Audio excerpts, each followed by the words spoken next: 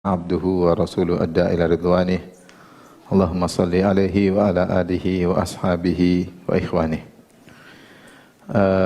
Ikhwan dan akhwat yang dirahmati Allah Subhanahu wa taala, pada kesempatan bahagia ini kita akan bahas tentang anawinus sa'adah, yaitu tanda-tanda kebahagiaan. Apa sih ciri-ciri orang yang bahagia ya?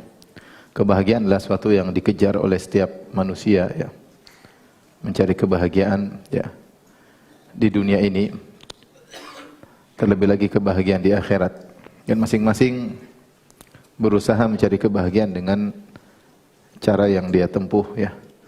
Kalau kita lihat kebanyakan manusia, mereka mengkaitkan kebahagiaan mereka dengan perkara dunia ya. Sebagaimana kita ketahui, sebagian orang mengejar-ngejar popularitas karena dia menyangka kalau dia populer, dia akan bahagia. Sebagian lagi mengejar-ngejar jabatan. Dia menyangka kalau dia menjadi pejabat tertinggi, maka dia akan paling bahagia. Sebagian lagi mengejar harta, karena dia menyangka bahwasanya harta adalah sumber kebahagiaan.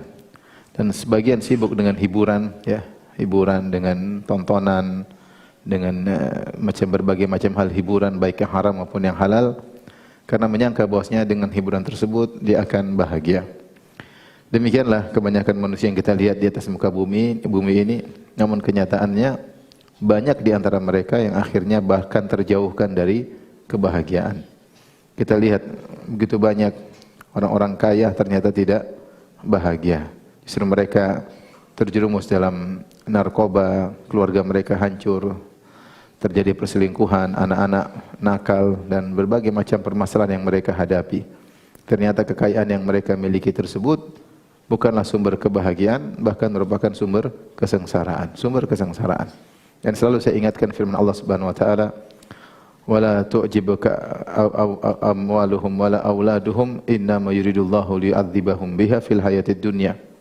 Janganlah engkau terpedaya dengan harta mereka dan anak-anak mereka. Sungguhnya Allah ingin menyiksa mereka dengan harta mereka dan anak-anak mereka.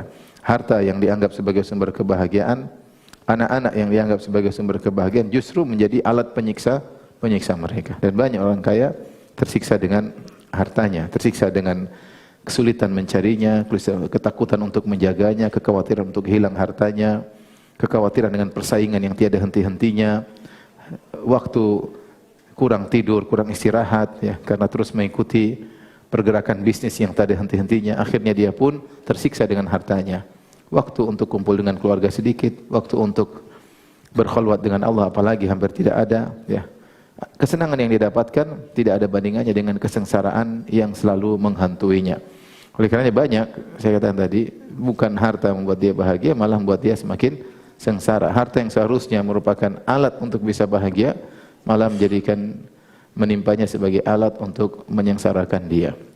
Demikian juga kalau kita lihat orang yang menjadikan jabatan sebagai tujuan. Kita lihatlah dalam dunia nyata, persaingan, permusuhan, bohong sana bohong sini ya. Kemudian hilang rasa malu terkadang ya. Semuanya demi apa? Jabatan. Ya, kalau semuanya bukan karena Allah, maka hanyalah kesengsaraan. Oleh kalau saya dengar cerita sebagian mereka tidur sampai jam 2 malam, sampai jam 3 malam, terus tiada henti-hentinya. Sungguh kehidupan yang penat ya, kehidupan yang sulit. Meskipun dipenuhi dengan dihormati orang, meskipun dipenuhi dengan harta, tapi kalau seorang meraih jabatan tanpa diimbangi dengan iman kepada Allah, maka hanyalah kesengsaraan. Maka hanyalah apa? Kesengsaraan yang tiada henti-hentinya. Sana kemari, pertemuan sana, pertemuan sini, rapat tiada hentinya, persaingan, dan seterusnya, waktu terbuang-buang. Kalau bukan karena Allah, maka itu hanyalah sumber kesengsaraan. Demikian juga popularitas. Sebagian menyangka popularitas adalah sumber kebahagiaan. Tidak, popularitas itu membuat orang terkadang hidup dalam suatu sandiwara. Demi Allah, saya ketemu sebagian orang ya, kalau di luar di dunia maya seakan-akan orang paling bahagia. Ternyata kenyataan hidupnya kesengsaraan, ribut, suami istri, permusuhan ya. Tapi kalau di luar tampil bersama seakan-akan rumah tangga yang paling bahagia. Ternyata hakikatnya penuh dengan apa? kesengsaraan, ya. Oleh karenanya, ya, kalau mau bahagia tidak ada jalan lain kecuali bertakwa kepada Allah Subhanahu wa taala. Apapun posisi Anda, terkenal enggak terkenal, pejabat bukan pejabat, kaya atau miskin, ya.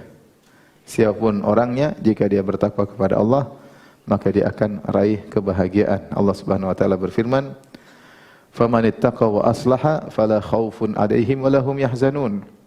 Siapa yang bertakwa dan berbuat kebajikan, berbuat perbaikan, fala khaufun 'alaihim wa lahum yahzanun.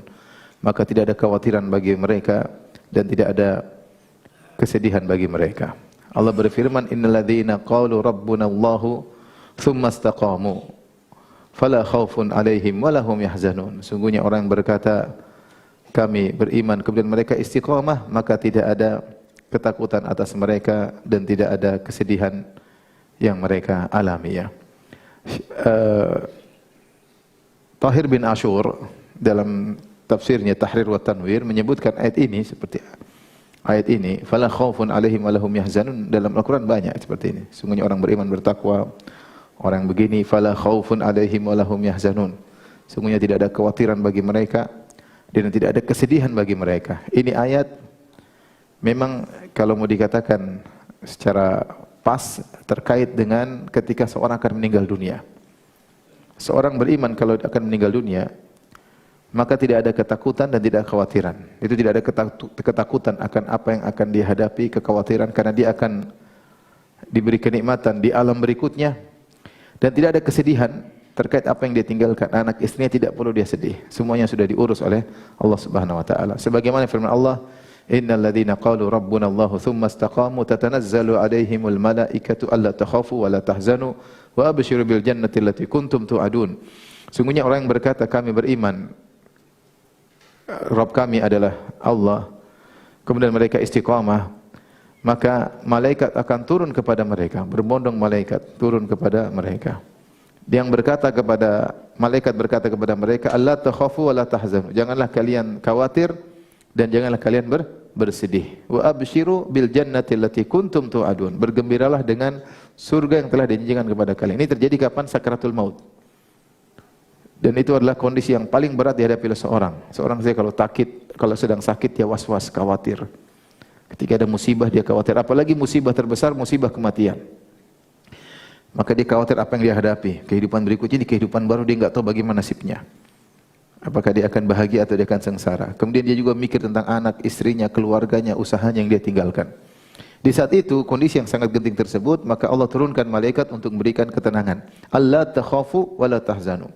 Jangan kalian khawatir tentang masa depan kalian, karena surga di depan kalian. Dan jangan sedih dengan apa yang kalian tinggalkan. Ketika itu seorang mukmin akan rindu bertemu dengan Allah. Yang kata Nabi sallallahu alaihi wasallam, "Man ahabba liqa Allah, ahabballahu liqa'ahu." Siapa yang cinta ingin ketemu dengan Allah, Allah pun cinta ingin ketemu dengannya. Jadi ayat-ayat ini memang terkhususkan kepada kondisi sakaratul maut. Namun kata Tahir bin Ashur dalam kitabnya Tahrir wa Tanwir, ayat ini juga umum, mencakup dalam kehidupan dunia. Seorang kalau beriman dan bertakwa, dia akan mengalami kekhawatiran. Siapapun, Nabi pun mengalami kekhawatiran. Ada kesedihan, Nabi pun pernah menangis karena sedih. Tetapi kesimpulan kehidupannya, dia tidak khawatir. Kesimpulan kehidupannya, meskipun ada kesedihan, dia akan bisa menghadapinya. Tetap kebahagiaan akan hinggap dalam hatinya. Karena Allah mengatakan, "Faman ittaqa wa aslaha," siapa yang bertakwa dan buat perbaikan, "fala khaufun 'alaihim wa lahum yahzanun." Tidak ada kekhawatiran bagi mereka dan tidak ada kesedihan bagi mereka. Maksudnya apa? Apapun yang mereka hadapi, kekhawatiran, ketakutan akan hilang.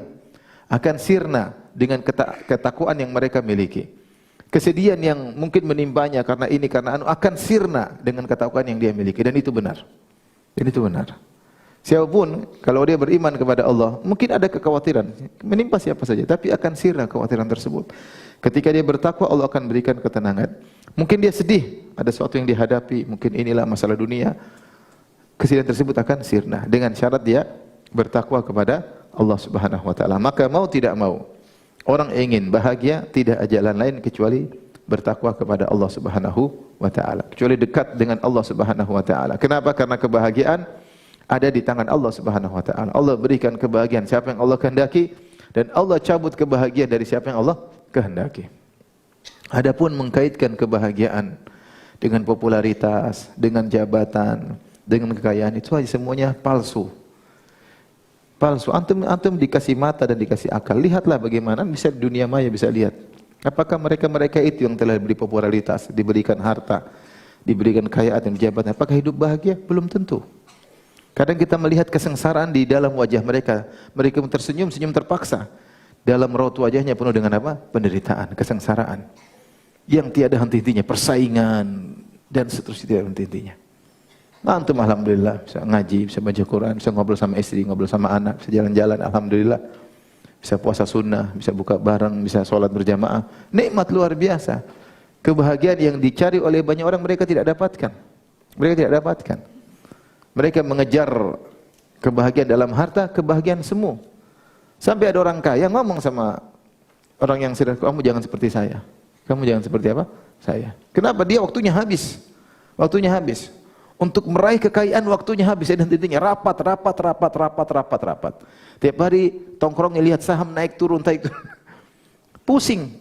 Ngurusin anak buah, ngurusin ini, tagihan. Banyak. Nggak gampang.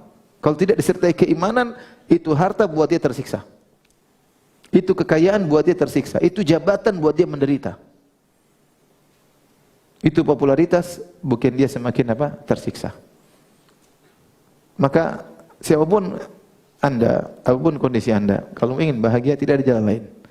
Bertakwa kepada Allah. Bangun salat malam, pagi salat duha, baca Al-Quran, zikir pagi petang, jalani aktivitas dunia sebagaimana yang lain menjalani aktivitas dunia.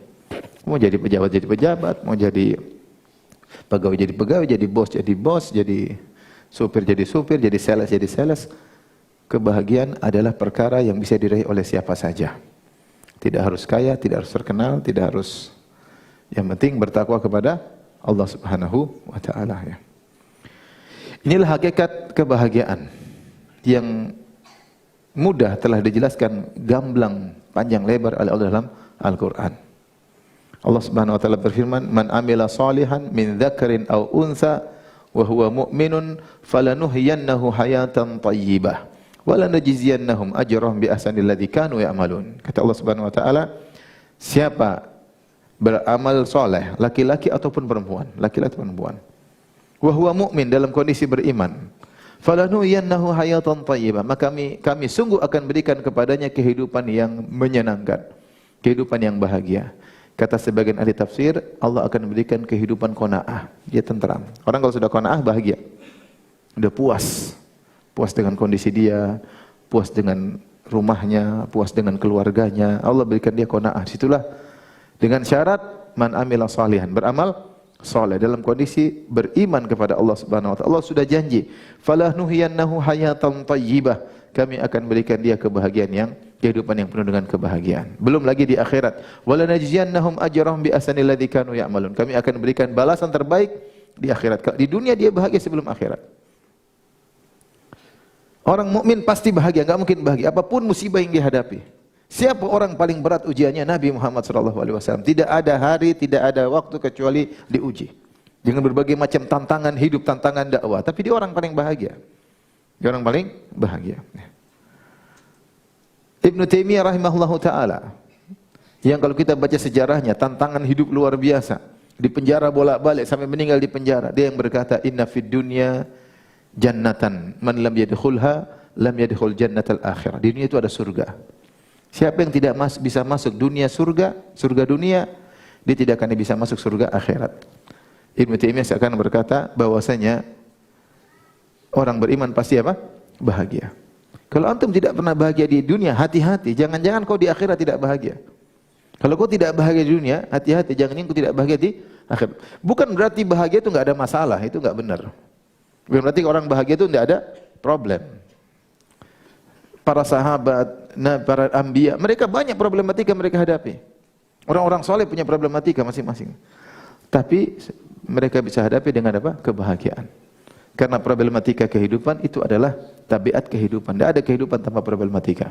Tidak ada. Kalau mau hidup pasti ada problem. Makanya sebagian salaf mengatakan Ya. Lau alimal muluk wa abnaul muluk, ya. Ma nahnu alaihi la jaladuna alaihi atau kama qalu. Para salaf mengatakan seandainya para raja dan para pangeran tahu tentang kebahagiaan yang kami rasakan, tentu mereka akan memerangi kami untuk mendapatkan kebahagiaan tersebut. Ini perkataan orang apa? Saleh. Mereka mengatakan kalau para raja dan para pangeran tahu tentang kebahagiaan yang kami rasakan, itu mereka akan maksa untuk merebut kebahagiaan tersebut dari kami. Artinya apa? Bahagia itu tidak harus jadi raja, tidak harus jadi pangeran, tidak harus jadi pejabat, tidak harus orang kaya. Siapapun beriman, bertakwa, dia akan meraih kebahagiaan. Makanya saya sering bilang tadi, antum diberikan mata untuk melihat, diberikan otak untuk berpikir, lihatlah kenyataan. Antum lihat medsos, tapi jangan terlalu sering lihat. Maksudnya lihatlah betapa banyak berita ini, berita anu, berita ini, berita anu, berita ini, berita para pejabat lah, berita artis lah, berita orang kaya lah, berita inilah. Lihat, apakah kemudian antum ingin hidup seperti mereka? Enggak.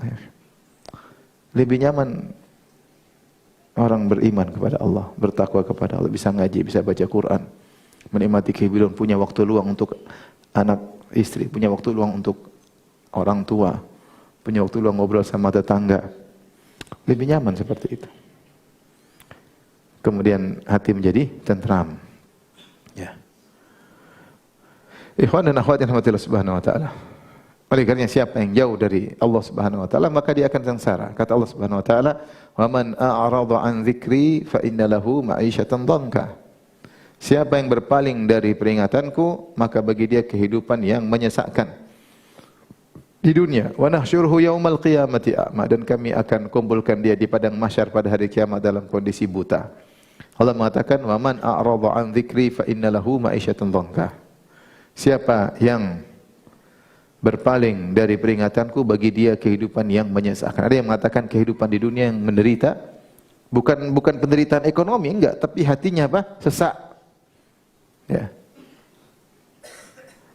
Ada yang mengatakan maksudnya di alam barzakh.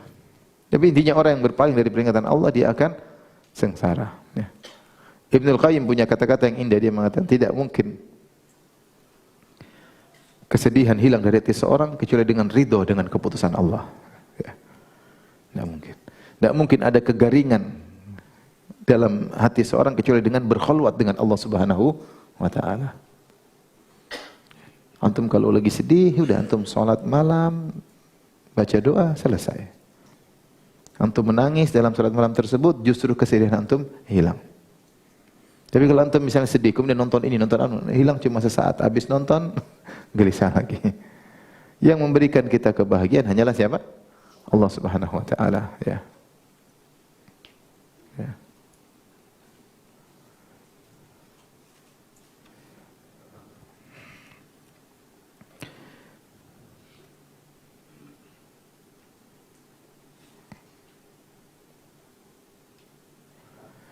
Dalam Al-Quran juga, sebagian ulama menafsirkan firman Allah Subhanahu wa taala, ya.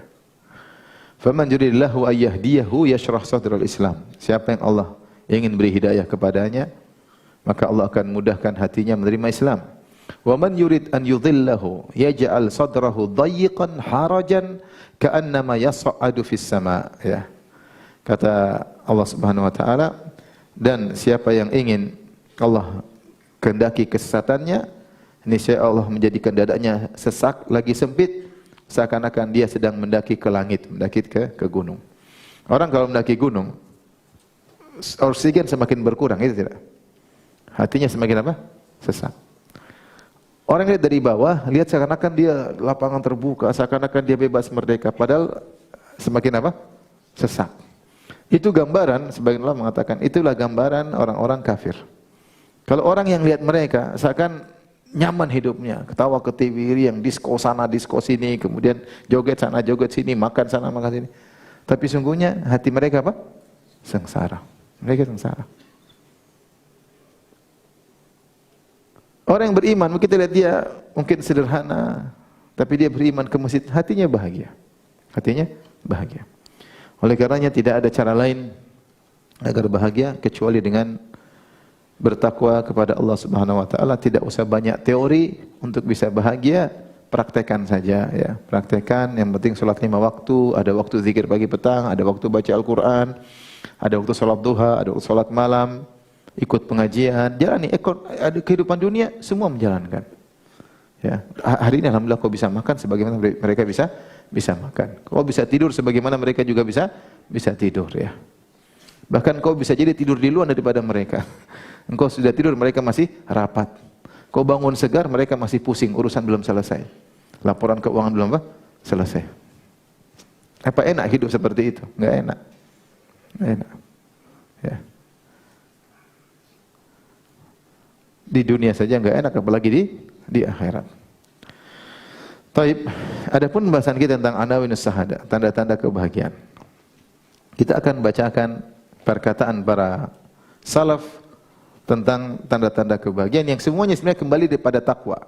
Semuanya kembali kepada takwa, cuma praktek takwa itu mungkin berbeda-beda penjelasan para ulama. Saya akan bacakan satu-satu.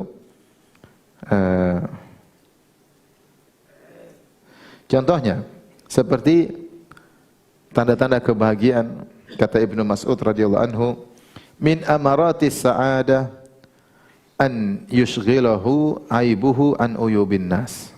Di antara tanda-tanda kebahagiaan adalah seorang tersibukkan dengan aibnya sendiri daripada tersibukkan dengan aib orang lain. Aib dirinya, kekurangan dirinya, menyibukkan dirinya untuk perbaikinya sehingga dia tidak sempat sibuk dengan aib orang lain. Maka kalau antum melihat ada orang suka sibuk dengan aib orang lain, itu orang tidak bahagia. Ketahuilah dia tidak bahagia. Pertama tidak bahagia, sibuk, kepo, pingin tahu sana, hati dia terpenuhi dengan kekurangan-kekurangan orang. Kemudian kejengkelan dalam hatinya. Kemudian komentar, jadi bagian itu di hati kan? Di hati. Ketika database kita salah masukkan, database aib banyak orang, kita akan menderita. Ya. Ngelihat sana, ngelihat sini, jengkel sana, jengkel sini, komentar sana, komentar sini. Ya.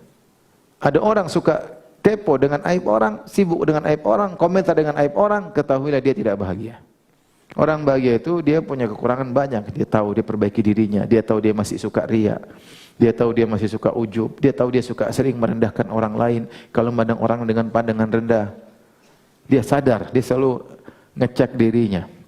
Dia tahu dia masih suka emosi, dia tahu dia kurang sabar, dia tahu dia masih terjebak dengan syahwatnya, sehingga dia sibuk memperbaiki diri. Itu orang yang bahagia, kata Ibnu Mas'ud radhiyallahu taala anhu. Ini contoh tanda kebahagiaan menurut Ibnu Mas'ud radhiyallahu anhu. Maka kita berkaca diri kita, kita model yang mana nih? Sibuk dengan aib orang atau sibuk dengan aib sendiri? Di antara ciri orang bahagia, kalau diceritain tentang aib orang, dia enggak mendengar. Udahlah. Kamu nasihati langsung lah, ngapain diceritain ke saya? Kalau antum ingin bahagia enggak usah dengar. Kalau antum sengaja dengar, antum hanya menyiksa diri sendiri. Ngapain? Timbul jengkel, suudzon sama orang, ketemu orang suudzon, sudah seorang merendahkan, enggak usah lah. Kamu bilang sama dia, kau kalau pengin, kau nasihati itu kan saudaramu sama mukmin, saudara, ngapain cerita ke saya? Ngapain cerita ke saya? Makanya di antara pekerjaan ustadz yang tidak mengenakan, mendengar kejelekan orang lain.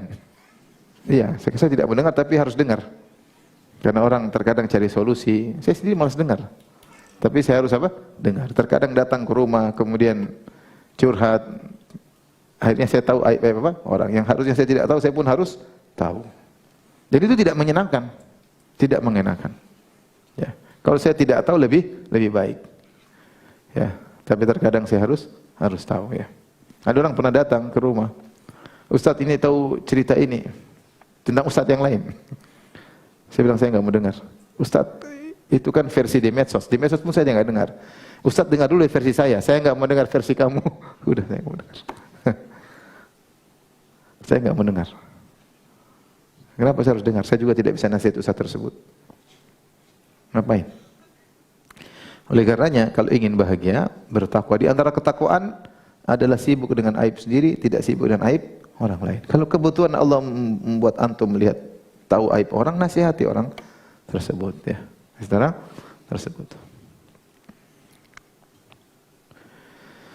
Contoh lagi perkataan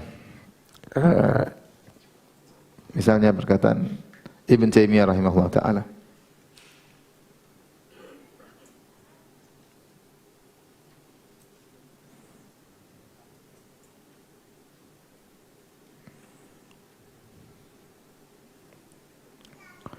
As-sa'id man taballahu alaihi min jahlihi wa zulmihi wa illa fal insanu zalumun jahulun.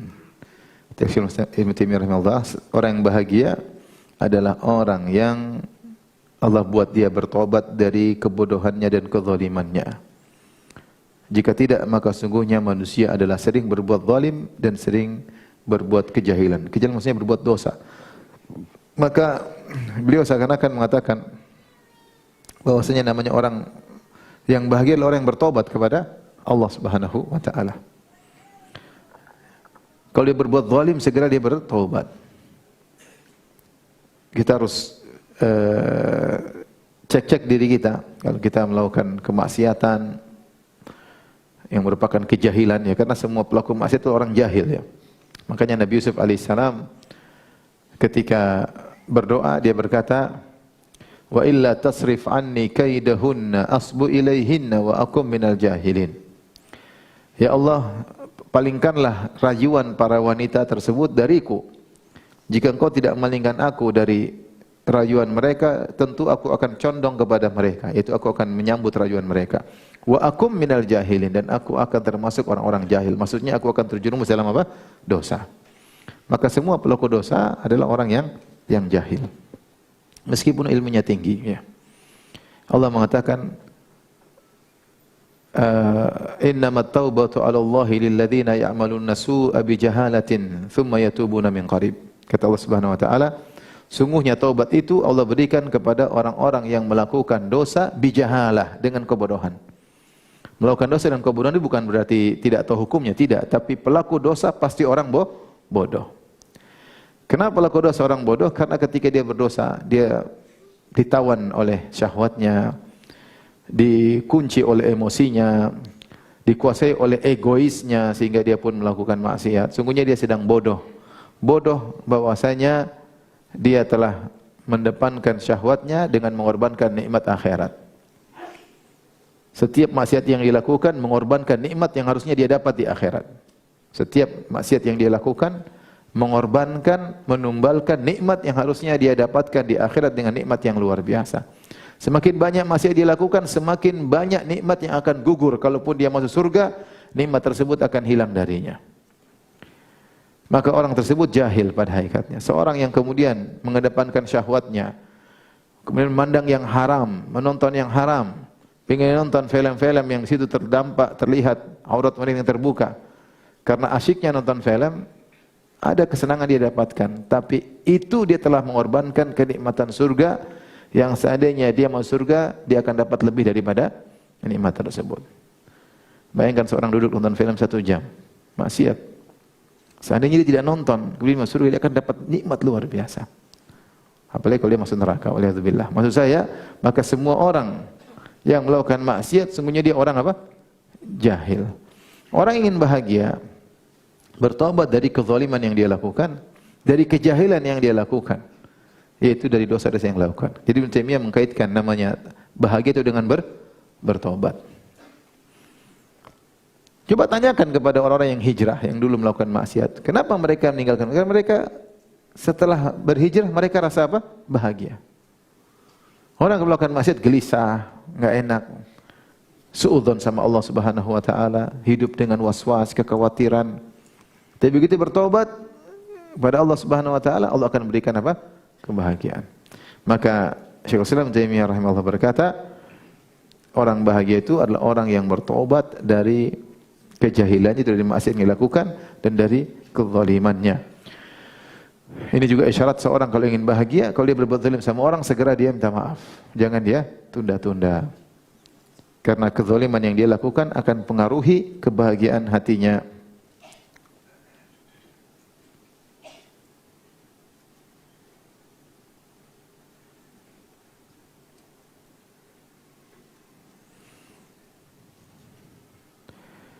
Demikian juga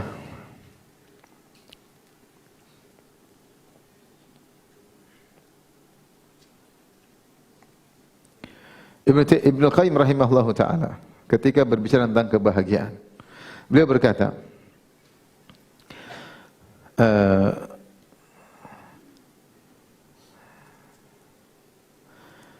kata beliau, wa hadhil mahabbatu hiya unwanus sa'adah.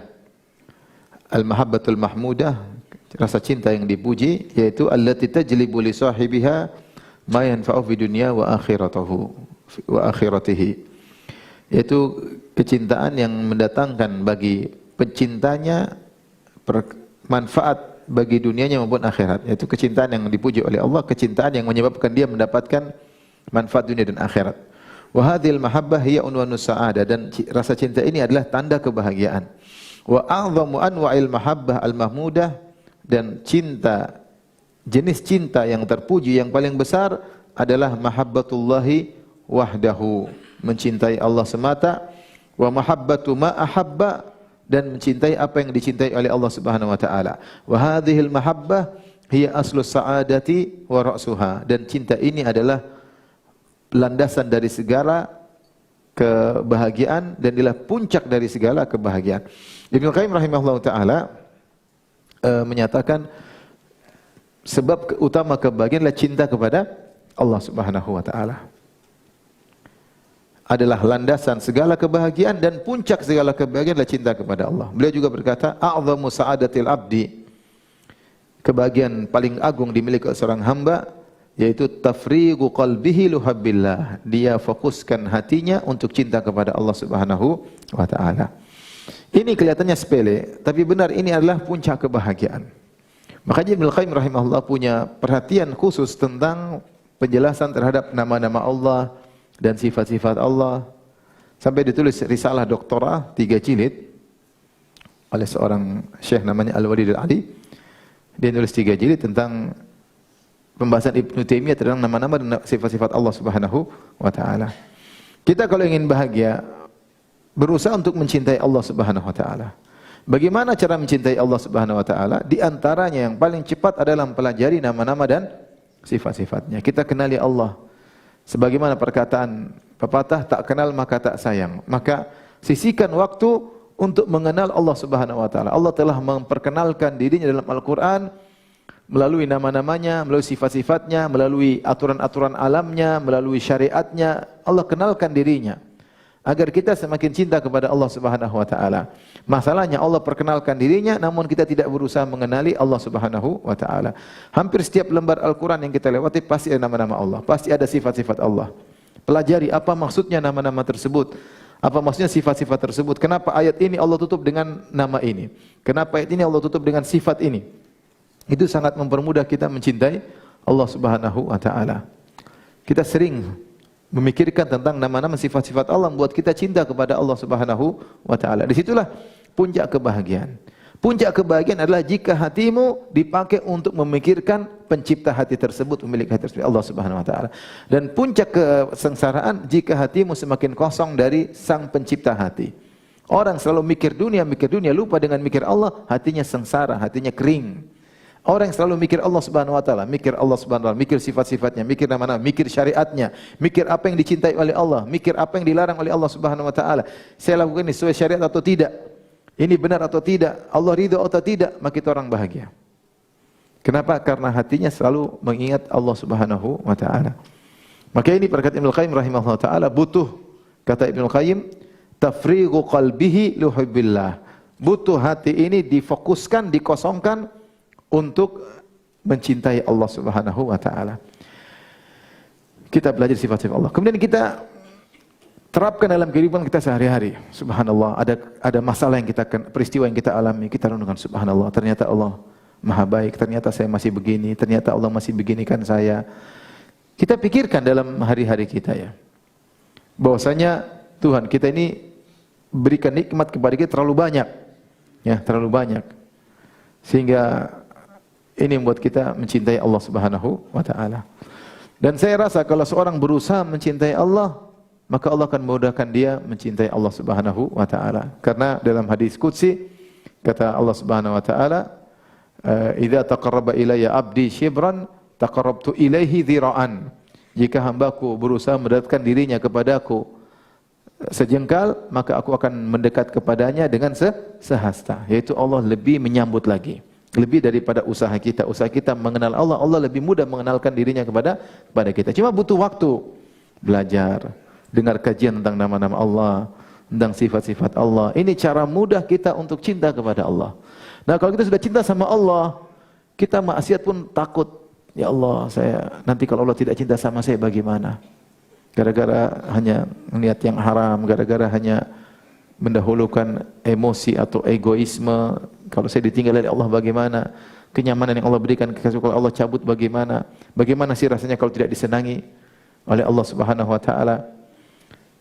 Takutnya cinta kita bertepuk sebelah tangan. Maka di antara kebahagiaan adalah fokus agar kita bisa cinta kepada Allah. Disitulah ketenteraman. Apapun masalah yang kita hadapi, kita akan tenang. Kenapa? Kita merasa Allah dekat dengan kita. Kapan kita merasa Allah dekat dengan kita, kita nyaman. Tenang aja, ada Allah. Tenang aja, ada masalah, tenang, ada Allah. Selalu demikian. Tapi kapan hati kita kosong, yang kita pikirkan dunia, enggak pernah mikir akhirat, enggak pernah mikir Allah Subhanahu wa taala, bagaimana mau bahagia? Maka ini kelihatannya sepele, namun kata Ibnu Qayyim, ini adalah aslus sa'adah, ya, ini adalah puncak dari kebahagiaan, adalah landasan kebahagiaan, wa ra'suha, landasan dan puncak kebahagiaan adalah hati cinta kepada Allah Subhanahu wa taala. Dan itu dengan belajar. Kita kalau belajar tentang tafsir, tentang ayat-ayat itu, subhanallah. Luar biasa ayat ini. Kenapa yang berbicara Rabbul Alamin?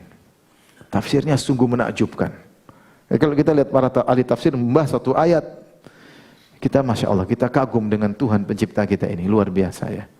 Bagaimana bisa begini? Kita belajar syariatnya, subhanallah, bagaimana syariat ini begitu profesional, begitu kokoh, begitu indah, begitu tahu tentang maslahat. Kenapa yang bikin tersyariat adalah siapa? Allah Subhanahu wa taala. Ini semua dengan ilmu. Belajar tentang nama-nama Allah, sifat-sifat Allah, syariat Allah, hukum-hukum Allah, membuat seorang semakin cinta kepada Allah Subhanahu wa taala.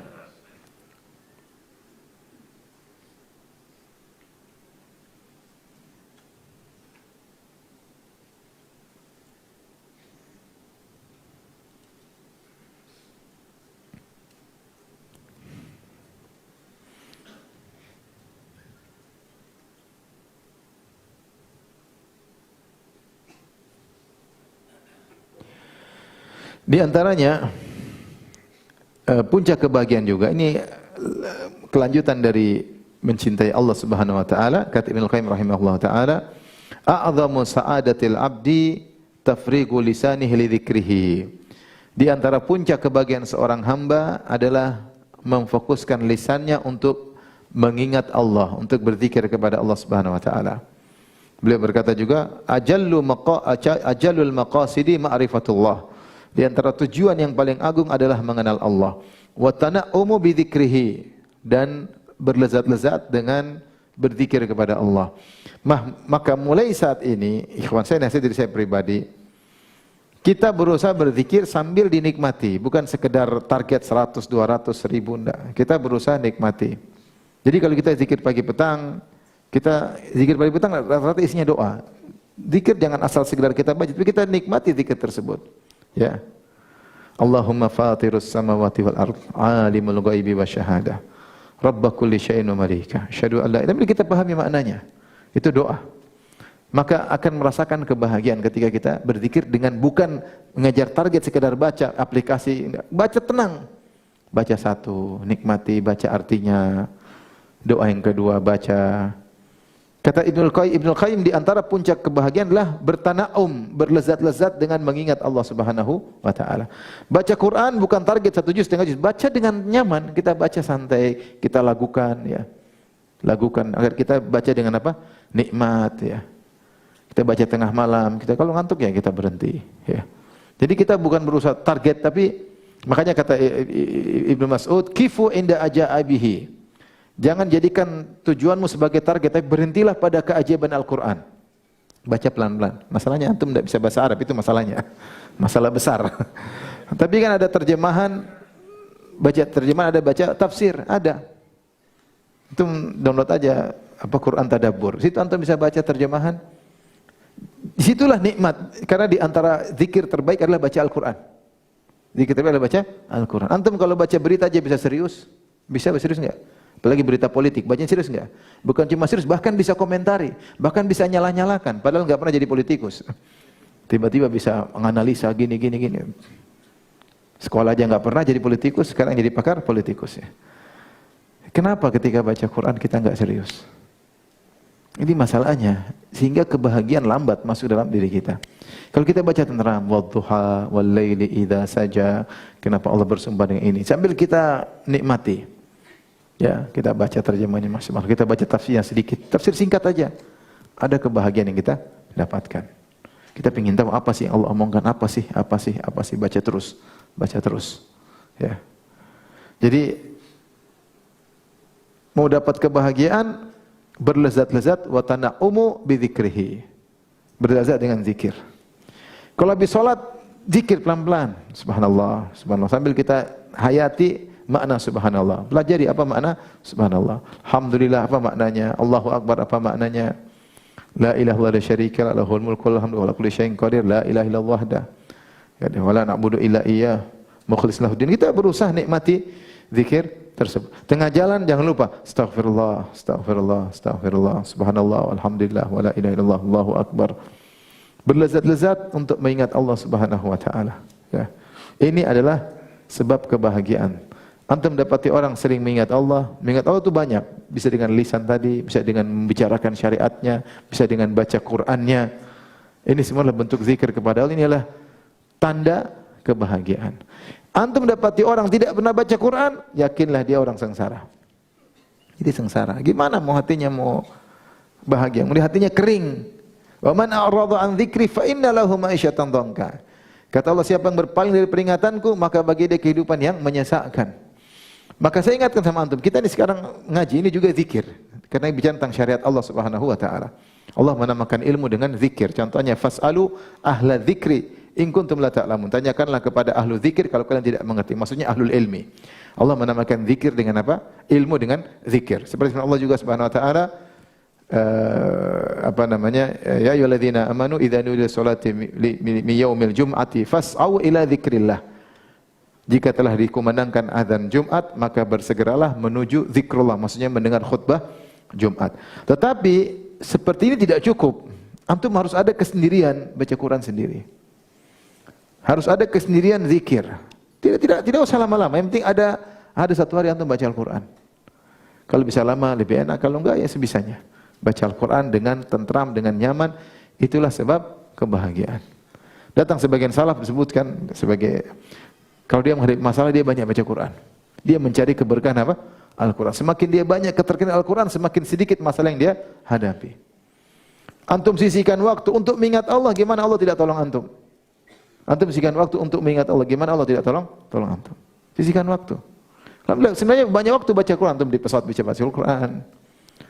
Antum naik kendaraan, kalau dibonceng bisa baca Al-Quran. Ya. Kalau enggak, antum bisa dengar tilawah Al-Quran. Ya. Intinya ada waktu, jangan sok sibuk ya. Jangan sok sibuk. Apa yang mau disibukkan ya? Istri juga cuma satu, mau sok sibuk. Ada waktu pasti, jangan sok sibuk ya. Anak juga cuma berapa kan, mau sok sibuk ya. Bisnis juga enggak kaya-kaya banget, sok sibuk. Ada teman memimpin 11 perusahaan, pun bisa ngaji, pun bisa baca Quran. Antum berapa perusahaan antum pimpin? Tidak ada pimpin, semua anak buah. 3 perusahaan jadi anak buah semua. Jadi maksudnya kita ini terkadang sok sibuk, padahal waktu itu ada. Waktu untuk baca berita politik aja ada, kenapa enggak waktu untuk baca berita akhirat tidak ada? Harusnya ada. Ngaji ada waktu, kita baca Quran sini juga harus ada. Oh, tapi dibacanya bukan baca asal baca. Quran sebab datang rahmat. Ya. Kita mendengar saja, la'allakum turhamun, dapat rahmat. Bagaimana kalau kita langsung baca? Rahmat Allah kalau sudah turun, kebahagiaan. Cuma cara bacanya bagaimana itu masalahnya. Bukan sekedar target atau enggak, baca serius. Baca ayat, nikmati. Kifu inda ajaibihi, kata Ibnu Mas'ud. Berhentilah pada keajaiban Al-Quran. Ayat ini maksudnya apa sih? Ayat ini maksudnya apa? Ini Tuhan kasih kita surat. Al-Quran kan surat-surat dari Al-Quran, firman Allah. Dikirim buat siapa? Buat kita. Allah kirim lewat Muhammad SAW, Jibril Muhammad untuk kita. Surat dari sang pencipta kita untuk kita. Yang kirim yang pencipta kita. Misalnya kalau bos punya anak buah nih, buat kamu. Anak buah ini, bos kirim ini, ada apa ini? Dia akan serius berusaha memahami. Nah kita yang ciptakan kita, kasih kita Quran, buku kebahagiaan, nah kita tidak baca. Kalau baca sekedar baca, tidak berusaha memahami. Ya. Maka ini yang perlu diperhatikan, baca Al-Quran. Kata Ibnu Qayyim, wa ajallul maqasidi ma'rifatullah. Ya. Setinggi-tinggi ketujuanlah mengenal Allah, wa tana'umu bidzikrihi. Dan bernikmat-nikmat dalam berzikir kepadanya, wa hadza ajallu sa'adatid dunya wal akhirah. Ini adalah puncak kebahagiaan dunia dan akhirat. Oleh karenanya di akhirat, di surga nanti tidak ada ibadah, tidak lagi salat, tidak ada puasa. Surga puasa problem. Di surga ada puasa sunnah enggak? Udah enggak ada. Ada salat sunnah enggak? Udah enggak ada. Tapi zikir masih. Zikir masih. Ahlu surga yulhamuna tasbih wa takbir. Ahlu surga, penduduk surga, mereka diilhamkan sehingga kalau mereka berbicara sering subhanallah. Kenapa? Karena itu ibadah yang mendatangkan kelezatan. Sehingga itu ibadah yang tetap berjalan ketika di surga. Karena dalam mengingat Allah ada kelezatan.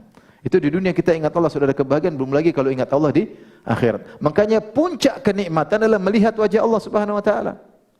Bukan sekedar mengingat, melihat langsung. Kata para ulama dalam hadis bahwasanya jika sudah terlihat wajah Allah, semua kenikmatan yang lain terlupakan. Adalah puncak dari kelezatan. Maka di antara doa Nabi, wa as'aluka ladzatan nadhari ila wajhikal karim. Aku mohon kepada engkau kelezatan mandang wajahmu yang mulia ya Allah. Jadi ibadah zikir ini harus kita nikmati. Gimana caranya? Nikmati zikir tersebut. Jangan buru-buru. Kalau kita bilang subhanallah, kita maknai subhanallah, ya Allah maha suci engkau. Orang-orang banyak bilang kau punya anak, miliaran manusia bilang kau punya anak, maha suci engkau ya Allah. Orang-orang suudzon kepada engkau, ketika terkena musibah mereka menyangka engkau, maha suci engkau Allah. Tidak ada keputusan kecuali yang paling bijak dan terbaik. Kita hayati. Ya. Hayati. Subhanallah, betapa banyak orang tidak suka dengan syariatmu ya Allah, sehingga syariatmu syariat yang termulia, yang paling benar. Maha suci engkau Allah dari orang-orang yang meninggalkan syariat, membuat syariat sendiri. Maha suci engkau ya Allah. Selalu kita hadirkan, itu ada kebahagiaan di situ. Gerakan hati untuk mengingat Allah Subhanahu wa taala, kata Ibnu Qayyim, adalah puncak kebahagiaan.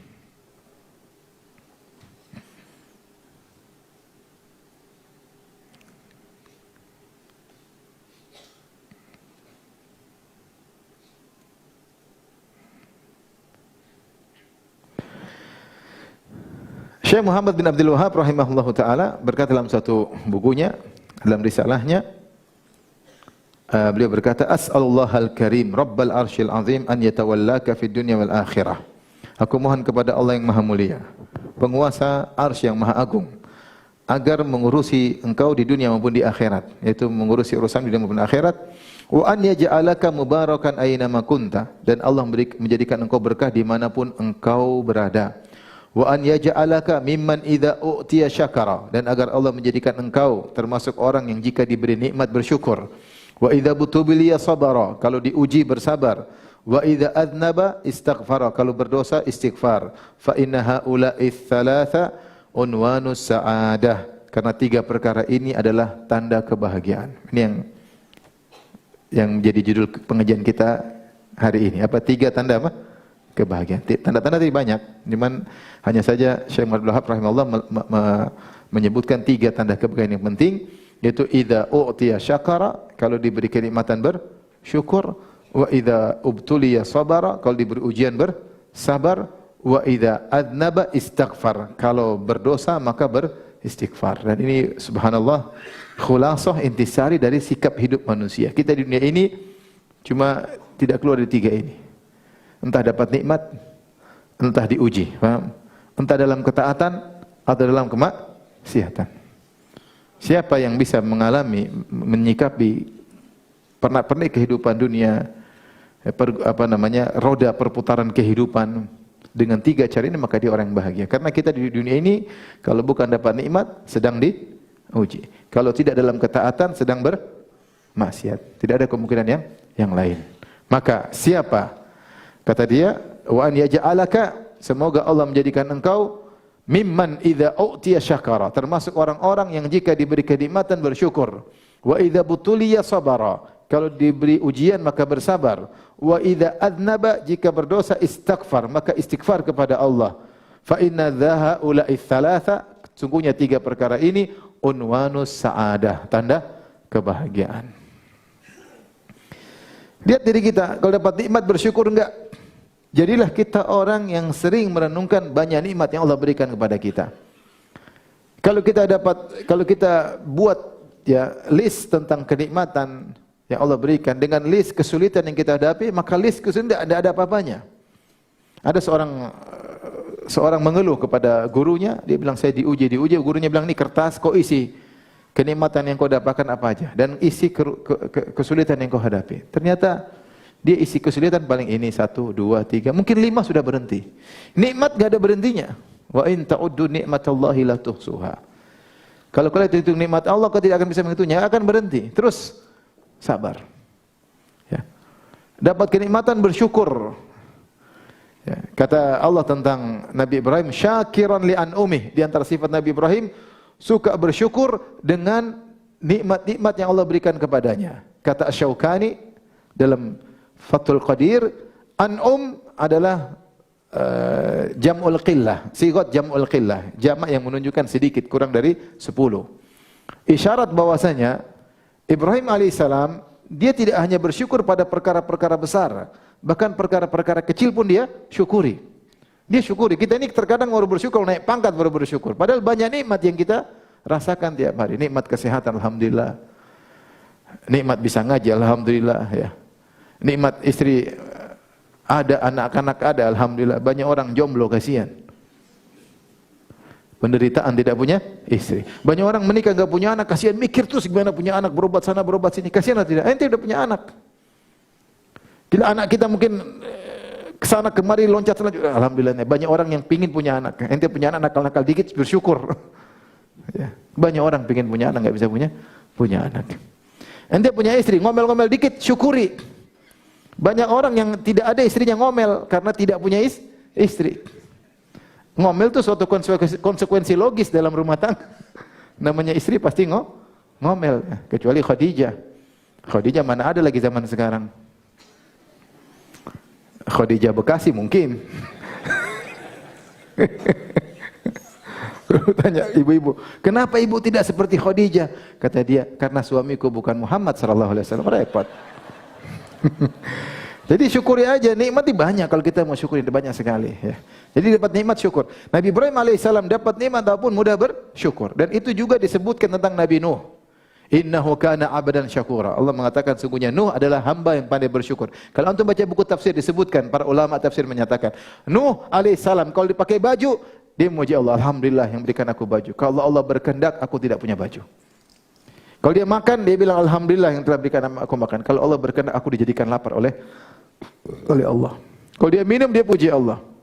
Kalau dia pakai sendal, alhamdulillah saya punya sendal. Kalau tidak, Allah berkehendak saya berjalan tanpa sendal. Untuk naik kendaraan, alhamdulillah punya kendaraan. Banyak orang tidak punya apa?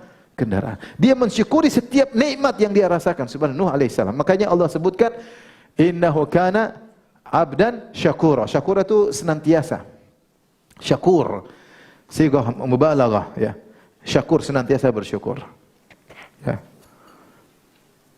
Oleh karenanya, kalau ingin bahagia, suka bersyukur. Pikir yang nyaman-nyaman, jangan pikir yang negatif, ya. Makanya ketika Nabi Ibrahim, kita cerita tentang kisah 2 istri Nabi Ismail. Nabi Ismail pertama kali nikah dengan seorang wanita. Ibrahim alaihissalam kemudian datang jenguk, dia tanya sama mana Ismail? Ismail lagi pergi. Kata istrinya yang pertama, kharaja yabtaghi lana, sedang cari berburu. Di Mekah itu berburu. Kemudian Ibrahim alaihissalam bertanya, bagaimana kehidupan kalian?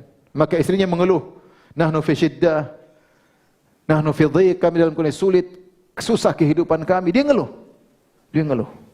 Maka Ibrahim berkata, kalau Ismail datang, kirim salam kepadanya dan bilang ganti injakan pintu, atabatal bab. Kenapa? Ini injakan pintu itu suka ngomel. Akhirnya Ismail datang cerita, oh ya tadi bapakku dia suruh saya cerai kamu. Ilhaqi bi ahlik, pulang ke rumah orang tuamu. Kemudian dia nikah lagi dengan seorang wanita yang pandai bersyukur. Kehidupan ekonomi tidak berubah. Ibrahim ketika nikah dengan istri yang pertama yang diceraikan dengan istri yang baru tidak ada perubahan ekonomi, sama aja. Tapi lihat bagaimana istri yang kedua yang baru ini, bukan istri kedua ya, ini maksud istri yang baru. Nabi istrinya memandang dengan pandangan positif. Ketika Ibrahim tanya, "Aina Ismail?" Mana suamimu? "Kharaja yabtaghi lana." Sedang berburu. Bagaimana kondisi kalian? Kami dalam kondisi nyaman, tenteram. Subhanallah. Ketika Ismail datang, tadi siapa datang? Kata istrinya, tadi ada laki-laki, Masya Allah, penampilannya bagus. Dia puji. Sementara yang pertama tadi ada orang tua. Yang istri kedua, cara menilai sesuatu itu nilai positif. Ibrahim bilang kalau datang Ismail bilang sabit atabata babik. Kalau datang Ismail bilang salam dariku dan bilang suruh pertahankan pijakan kaki. Akhirnya dipertahankan. Istri yang berkah inilah kemudian muncul Nabi Muhammad sallallahu alaihi wasallam dari istri ini yang penuh dengan keberkahan. Jadi kalau orang bersyukur dia akan bahagia. Sebenarnya cara pandang aja dalam permasalahan. Kalau antum cara pandang yang negatif pasti antum jengkel terus. Tapi kalau dari sisi positif ya itulah keindahan itu nampak setelah kau tahu ada keburukan ya. Jadi sisi positifnya dilihat. Maka kita akan menjadi orang yang bersyukur. Kemudian kalau diuji bersabar. Nah kita diuji oleh Allah Subhanahu wa taala, alhamdulillah. Berarti Allah mengurangi dosa-dosa kita. Kalau kita bersabar berarti diangkat derajatnya. Kalau kita bersabar ini Allah kasih ujian untuk menghindarkan kita dari musibah yang lebih besar. Inna ma'al usri yusra. Kalau kita terkena musibah misalnya tabrakan, alhamdulillah, mobil rusak, anak selamat, alhamdulillah.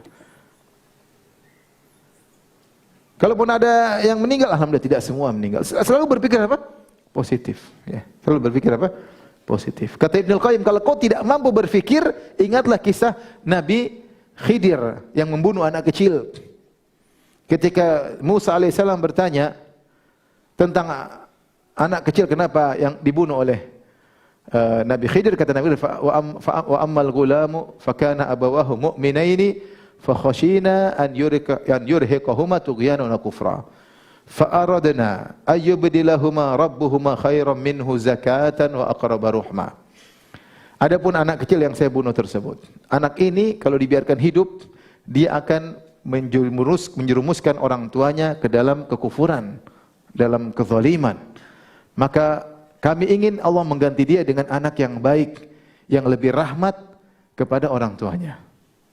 Akhirnya ternyata di balik wafatnya anak itu ada hikmahnya. Seandainya anak ini hidup, dia menjadi anak nakal dan akan membuat orang tuanya terjerumus dalam kemaksiatan dan kekufuran. Kata Ibnu Qayyim, kalau kau tidak bisa paham tentang suatu keputusan Allah, ingat kisah ini.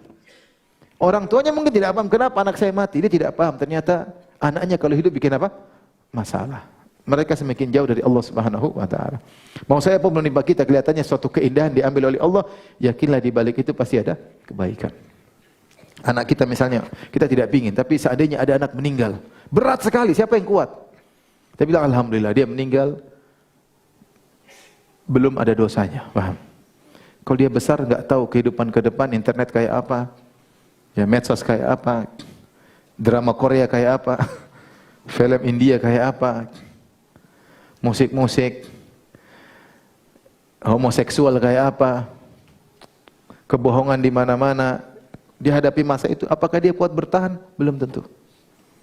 Meninggal masih kecil, ya adalah Allah ingin selamat dari dosa-dosa. Kalau meninggal masih kecil akan menjadi faratan, menjadi pemberi syafaat bagi orang tuanya pada hari kiamat. Maksudnya kita berpikir positif. Kita tidak ingin anak kita meninggal, enggak ada. Siapa yang ingin anaknya meninggal? Tapi kalau kita berpikir positif, di balik segala musibah pasti ada hikmah. Terkadang Allah bukakan hikmah tersebut, terkadang kita tidak tahu.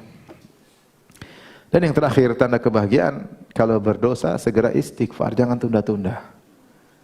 Segera berdosa, astagfirullah, jangan akhadhatul izzah, kalau ditegur kita malah angkuh. Kalau kita salah istri bilang istighfar, abi, astagfirullah ya. Gara-gara kamu saya berdosa. Jangan, udah kita istighfar. Ini semua karena kesalahan kita. Kadang-kadang kita, ada orang tegur kita, astagfirullah, jangan kita sombong malah, kamu yang salah. Ada orang bilang, ya akhi, istighfar. Ente yang istighfar bukan saya. Gitu. Suruh-suruh saya, itu sombong namanya, Pak. Ditegur, diambil apa? Ditimpa dengan kesombongan. Istighfar ya akhi, ente yang istighfar. Malah marah ya. Ya. Jangan emosi, tambah emosi. Emosi aja. Jadi orang bahagia kalau kita nggak mungkin nggak berdosa. Siapa sih kita nggak? Pasti kita berdosa. Siapapun orangnya, siapapun kita pasti berdosa. Pasti ada pandangan yang salah kita lihat, pendengaran yang salah kita dengar, lisan tidak bisa kita kontrol, ucapan kata-kata yang tidak kita pikirkan terlebih dahulu, hati tidak bisa kita kontrol, tahu-tahu kita riya, tahu-tahu kita ujub, tahu-tahu kita sombong. Dosa kita banyak. Terkadang di luar kontrol, terkadang di bawah kontrol kita. Memang kita ingin berdosa. Oleh karenanya kalau seorang berdosa, segera istighfar. Kapan kita mudah beristighfar, mudah bertobat kepada Allah, sungguhnya kita termasuk orang yang bahagia. Demikian saja, ikhwan dan akhwat, kajian kita tentang tanda-tanda kebahagiaan. Bukan cuma 3 ya, tapi itu tadi beberapa tanda. Sekedar sampel dari para ulama tentang tanda-tanda kebahagiaan. Semoga Allah menjadikan kita semua adalah orang-orang yang bahagia. Baik, kalau ada yang bertanya saya persilahkan. Win.